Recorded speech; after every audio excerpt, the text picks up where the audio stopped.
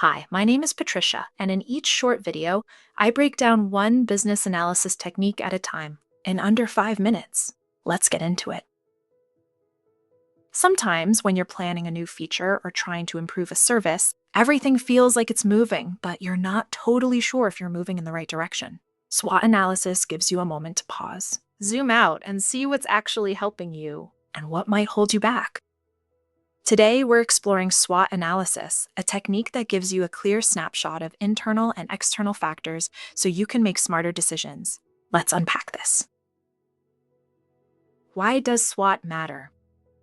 SWOT helps you understand the real landscape before jumping into recommendations.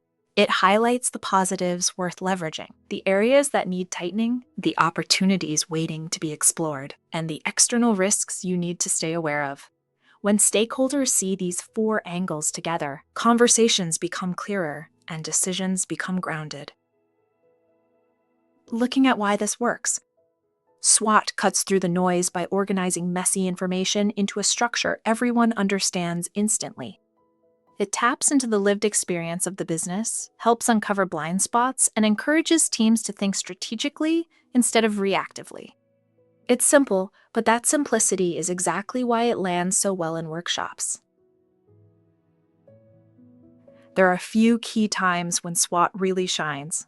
When you're reviewing improvement ideas and need clarity, it sharpens the conversation. When you're comparing solution options, it makes the differences easier to see. It's also great when planning new initiatives because it sets expectations early. And when the room has mixed viewpoints, SWOT becomes the structure that keeps everyone aligned. Using SWOT is straightforward, but doing it well makes a big difference. Start by defining the specific decision or problem you're analyzing. This anchors the whole activity. Then gather input from stakeholders and any data you have. Once you've got everything, sort the insights into the 4 quadrants. Keep each point short so patterns are easier to spot.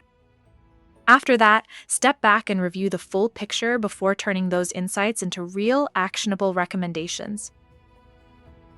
Here's a real example to make this practical. Imagine you're working on a project to upgrade a government digital identity system. To understand the landscape, the team completes a SWOT. They identify strong national trust and a skilled cybersecurity team as key strengths. Weaknesses include legacy infrastructure and slow integration timeframes. For opportunities, there's rising demand for seamless identity verification and available federal grants supporting digital modernization. And for threats, the team notes growing cyber attack sophistication and tightening compliance requirements. Seeing it laid out like this helps the team plan smartly. They can leverage strengths, fix weaknesses early, and prepare for external risks instead of being surprised later. To make your SWOT genuinely useful, keep it balanced. Don't overload one quadrant and ignore the others. Use real data wherever possible, whether that's customer feedback, audit findings, or performance metrics. Revisit the SWOT as your project evolves, because strengths and threats shift over time. And most importantly, turn the insights into decisions. A SWOT that isn't linked to actions is just a poster. The value comes from what you decide to do next. So that's SWOT analysis, a technique that brings structure, balance, and confidence to your project planning. Try using it early in your next project and see how much clearer the direction becomes. In the next video, we'll be diving into stakeholder analysis and management. See you then.